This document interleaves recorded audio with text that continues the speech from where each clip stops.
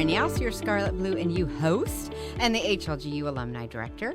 I'm coming to you from the Burt Studio on the especially fall gorgeous HLGU campus. And today's guest is Dr. Courtney James, Hello. our Assistant Professor of Education. Welcome. Thank you. I'm really excited to be here. Yay! I'm so glad you're here. Well, I'm especially excited to talk to you today because we're going to discuss something that is very dear to you. Monarch butterfly. Yay! And can we just give a round of applause to Abaya for adding a sound effect? Absolutely. We're getting so high tech here. So good. So good. So good. All right, so butterflies. How did you get involved in using butterflies to teach science? Well, through social media, I had a friend who had started collecting monarch eggs, and she was bringing them all inside, and she would line them up on our counters, each in an individual cup. And I watched the progress all summer of her journey, and I just kept Facebook stalked her? commenting on how fascinating this was. And I would watch them grow the larva into like a larger caterpillar, and then into the chrysalis form. And as she released them, and I just knew this needed to be something that I needed for my life. I just knew I needed it. So then I, with all of my excitement about it, she sent me a link that BASF was sending out free milkweed to however many inquiries. And milkweed is the milkweed is their sole source of food. Sole source, right? not preferred. Like that's the it. one. That's what they eat. And so the monarch butterfly will only lay its eggs on the milkweed. And so when she sent me the link, I signed up. And then what do you know? But the next spring, I received those. It was like 15 like little plugs of milkweed, and I could not wait to get them into the ground so that the babies would come. And they came. They did. They did. That's so cool. Yes. So they are really cool little creatures. They're beautiful, for one thing. They're a Yes. beautiful butterfly. Why else is it so important to save monarchs?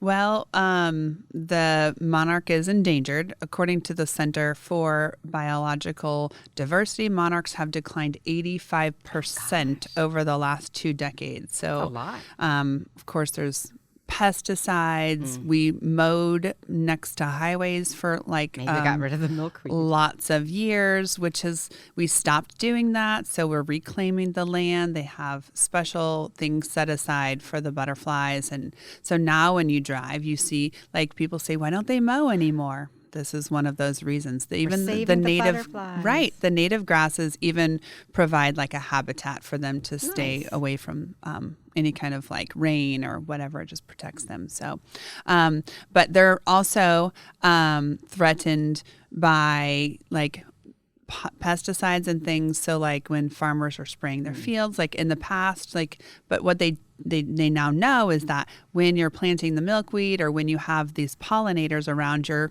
crops, then butterflies come and they just help pollinate your crops. Right. So it's a win-win for everyone. It really is. Yep. Yeah. And they travel like extreme amounts. Yes. So you can find lots of really great visuals online that really show about this, but the monarchs that we're releasing right now are the 4th generation monarch. So in 1 year, if you think about generation 1, 2, and 3, they travel about 3,000 miles in the fall to this very special place in southern Mexico. Oh my goodness. And it's this unique mountain habitat that provides just the right weather conditions to raise butterflies. So then they'll overwinter there, and then in the spring they'll start making that journey north. So Journey North is a really great resource to use also. But they breed over winter, so like they start making their way north, and then those are that 4th generation comes north. They start laying eggs, which then becomes the 1st generation for next year. And then they slowly start making their way north. And so those, just think about that 1st generation coming north, that when those eggs are laid, they have to then wait all of the time from the teeny caterpillar stage all the way to the butterfly stage, then fly however north.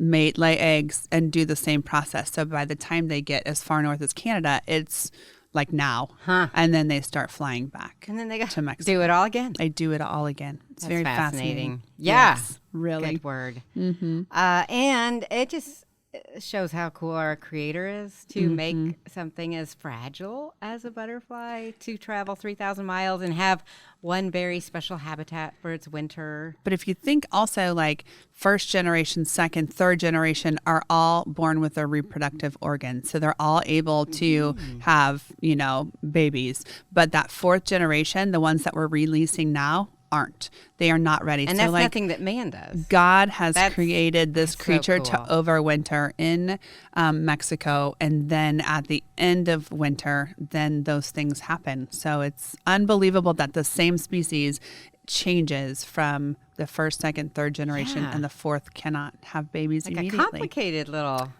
creature. It's amazing. Very cool.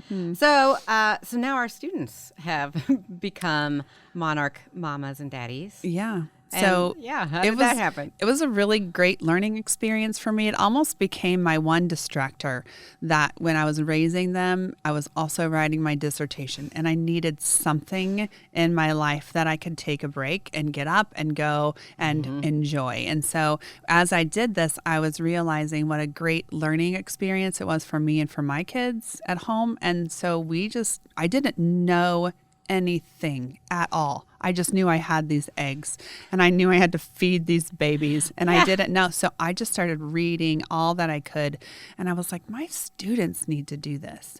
And so it's so hard to find eggs in late fall, like in August. So, and then I would get eggs and they would hatch and then I would be like, I want them to have an egg. And then those would hatch. So some of them mainly got a caterpillar and they didn't always get eggs. And so I wanted them to have this experience. So too often school meant sitting and being taught. Right. So I'm just going to have to absorb the information around me. But I'm a boy mom, and that's not how my kids learn. My kids have to learn through opportunities and experience. And so I wanted something experiential learning for them. So every student got a habitat. Which you brought with you. I did. I brought it. We have one chrysalis left who will probably has about 4 more days before it can be released. And I'm sad. I don't want it to happen. But so everyone got a habitat. Everyone got an egg or a little caterpillar or a larva. And they then got this experience. And the first time that I did it, my students were not happy with me. They were scared. They were afraid if they killed it. You heard that 85% of them are gone. That's a lot of weight on your shoulders. Like, I'm responsible for saving the monarch. Yes. So they were very, very, very scared. But the experience that they did led to the same excitement and curiosity that I had. And as they paraded them around campus, like, they were so proud. They were just monarch mamas, and they were very proud of those. But the overall idea was that I wanted to incorporate some sort of writing in science. And not all of us like writing. And so I wanted it to be something that they loved. And so I knew that they would form this bond with this monarch and they could write about the monarch. So they end up, after they care for the monarch and they learn all about the monarch, they end up writing this multi-genre book. And so they write descriptive, so where they describe the monarch. So it's like being the writer as an artist. So they have to be very descriptive in their writing. And we do a lot of this in class, and they bring their butterflies or their caterpillars, and we look at them and we study them. And then they write from a scientific perspective, so like expository, the factual things that we need to know about them. But then we write as a philosopher. And so that's a bit of like persuasive and why it's so important to the world that we keep habitats around, that we grow milkweed, we restore those different butterfly areas. And then they write a narrative, so as a storyteller. Nice. So some of them wrote from the perspective of their caterpillar. Some of them wrote from the perspective of a butterfly. And it was really fun to see their finished pieces. But that is fun. Yeah. Oh, man. And they probably do get attached. Do they name them? They do. They all name them. We even have in our office, we usually have a couple. And so our student workers and then any other student can come by and they can check on them. They have like a nameplate that they've given to them. And then when we release them, the students all want to come when it's time to release them. And then someone yells, "We had a baby," when the chrysalis opens up. So it really has become this like our office children. Sweet. I love it. And is it hard to release them when it's time to go? Well, some of them are quite fluttery, and you can tell they're like, then it's Let me out. They're trapped in the habitat and you want them to be free. Okay. So what's really cool about monarchs is that they usually want to be released, like they like to go out like in the mornings, in the afternoon, but like after a certain time, you cannot get them to leave. Oh. Like they're like, nope, it's going to be dark or it could be wet. If it's going to be a rainy day, they will not take off. So it's okay to keep them for an extra day or two. Okay. But they're typically ready to go. But it is sad. It is very sad. So I bet. yeah, I mean, bittersweet. It's like a parenting. foster monarch fail. Correct. It is very much like parenting. You see them go, but it's really rewarding when they spread those wings and they just Take off fly into the sunshine. away. And you're like, you can do it. You can do it. Yeah. All right. So tell me about campus's response to this project. Well, students are intrigued. Like, what do you have in that? Why you habitat? can around that basket? What is that? Right. What's in there? And so we usually, I have always said that I know if you're not an elementary education major and you want one, I would be happy to get one for you. Oh, that's sweet. So I typically will, and then I can even supply them with the milkweed. So I just pick some milkweed leaves. I wash the leaves very carefully. I wrap them in paper towel, put them in a Ziploc bag, stick it in the fridge, and just feed it when it's necessary. Yeah. That's so cool. And I know I have seen videos, photos of the release days from different students and faculty and staff. Yes. It's just an exciting time. It really is. Like people will be walking across campus and they will look at us and they will be like, come join us. You want to join in the release party. It's so fun. All right. So how many butterflies do you think you've released over the past few years you've been doing this project? I would say, and since this is only my second year doing this. So this is just this year. And this year there weren't as many as there were last year. Over the last couple of years, probably just at 100, which That's great. is not very many, but it's very exciting for us as a campus. So cool. Yeah. So cool. And what class do you do this project in? This is in my elementary science methods course. Perfect. So they're juniors in the education program and caring for butterflies. So great. So it's obvious that your passion is science, and in elementary world, maybe education world, they call that STEM. Sure. Which is what? Science, technology, engineering, and math. Yes. So why the passion for STEM? Well, if you think about STEM, so many jobs these days fall into that category. But a lot of kids think, I need to grow up and be a police officer, or I need to grow up and be a doctor or a nurse or a fireman. And they don't realize all of the different jobs out there. My dad was an electrician, and so I watched him do so many things that he could fix anything around our house. He also at one time had worked like in plumbing. And so like I saw this, and then I also saw like all of the things like my own husband did. Like he could do anything that he put his mind to. And so all of these things, electricians, plumbers, construction, like conservation agents and many medical fields all fall under this STEM. So STEM doesn't, it can mean so many things to kids. And I really wanted my elementary students, when I taught, to know that there were more job opportunities out there, such as you like hunting and fishing, you like being outside. I know you're not a great classroom learner, but maybe someday you could be a conservation agent. And here is what you need to do for that. There are also those kids who like working with their hands, and they like building and designing like things with Legos and these big elaborate structures. You know, those kids can become engineers and design great things for the future. So STEM became part of like my own kids' lives growing up, and all of the things that we do. And in my husband's work, it just falls in that STEM field. And I wanted to know more about it. And I wanted more students to know of the opportunities that they can get.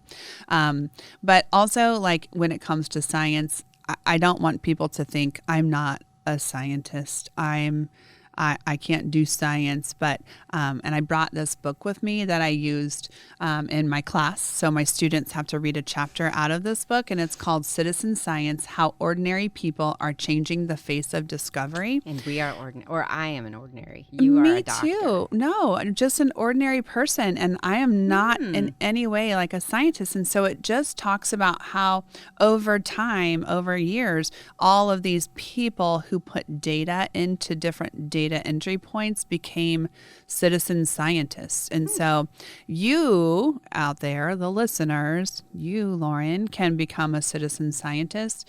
And you can, if you just Google citizen scientist, you can find all of these different projects that you do. Okay. So my students in my class do these science projects, these citizen science projects.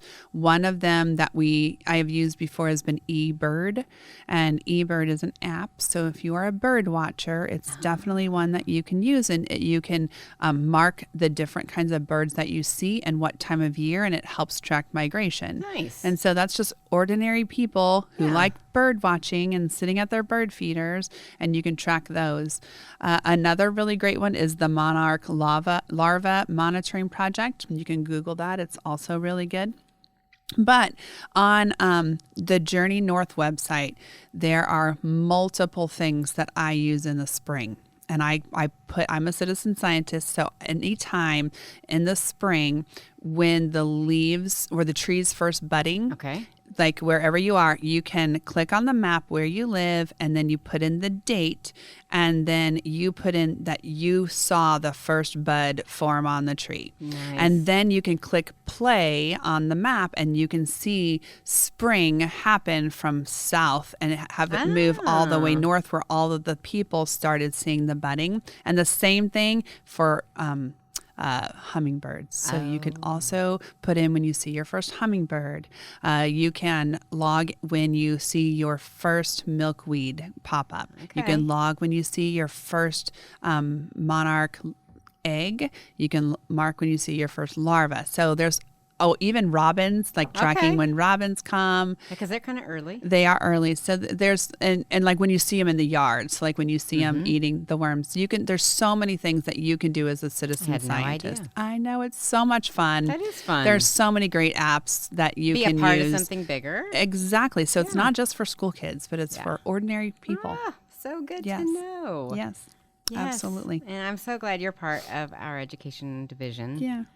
And sounds like you're just really thinking outside the box. Yeah, which makes education so much more fun. I want them to love learning. Right. In all different forms. That's right. Exactly. You can read a book like Citizen Science by Karen Cooper, or you can raise a baby butterfly. You can. And honestly, my favorite is the caterpillar. Like, I love the caterpillar. I love the butterfly too. It is gorgeous, but the caterpillar is just unbelievable to watch and observe. Cute. They are so cute, and you can kind of like the very hungry caterpillar. Yes, like they leave their little holes. He's so hungry. They are so hungry. I cannot even tell you how much milkweed you will need. So start planting now.